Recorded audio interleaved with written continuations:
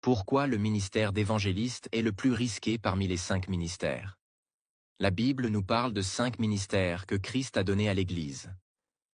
Apôtres, prophètes, évangélistes, pasteurs et docteurs. Éphésiens 4:11. Chacun de ces ministères est important et porte un poids particulier. Mais lorsqu'on regarde bien, le ministère d'évangéliste se distingue par son risque élevé et ses combats particuliers. L'évangéliste va en première ligne. L'apôtre Paul a dit à Timothée: « Fais l'œuvre d'un évangéliste. » 2 Timothée 4:5. L'évangéliste sort des murs de l'Église et affronte le monde tel qu'il est. Il va dans les rues, les villages, les nations païennes, parfois dans des zones hostiles où le nom de Jésus n'est pas accepté.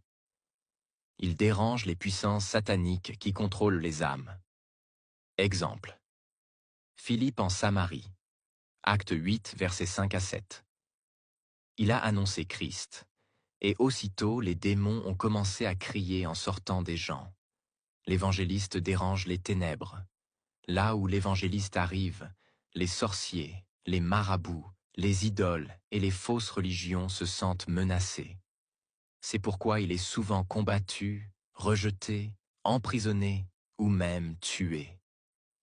Étienne, qui annonçait la vérité avec puissance, fut lapidé à mort. Acte 7, versets 54 à 60. L'évangéliste prend donc un risque de vie chaque fois qu'il ouvre sa bouche. L'évangéliste travaille sans confort. Contrairement au pasteur qui a une église locale ou au docteur qui enseigne dans un cadre établi, l'évangéliste est toujours en mouvement. Il ne profite pas d'une stabilité matérielle ou émotionnelle. Comme Paul, il doit supporter la faim, les voyages, les naufrages, les prisons. 2 Corinthiens 11, 23 à 27. C'est un ministère de sacrifice total, sans garantie humaine. L'évangéliste ouvre la porte aux autres ministères. Sans l'évangéliste, il n'y aurait pas de nouvelles âmes dans le royaume. C'est lui qui arrache les captifs des ténèbres et les amène au Christ. Ensuite, les apôtres, prophètes, pasteurs et docteurs peuvent les former. L'évangéliste est comme un soldat en première ligne. Il prépare le terrain pour que l'armée de Dieu avance. Tous les ministères sont difficiles et précieux. Mais si on parle de risques et de dangers immédiats, le ministère d'évangéliste est le plus exposé. Il va là où personne ne veut aller. Il affronte directement les ténèbres. Il risque sa vie pour que les âmes soient sauvées.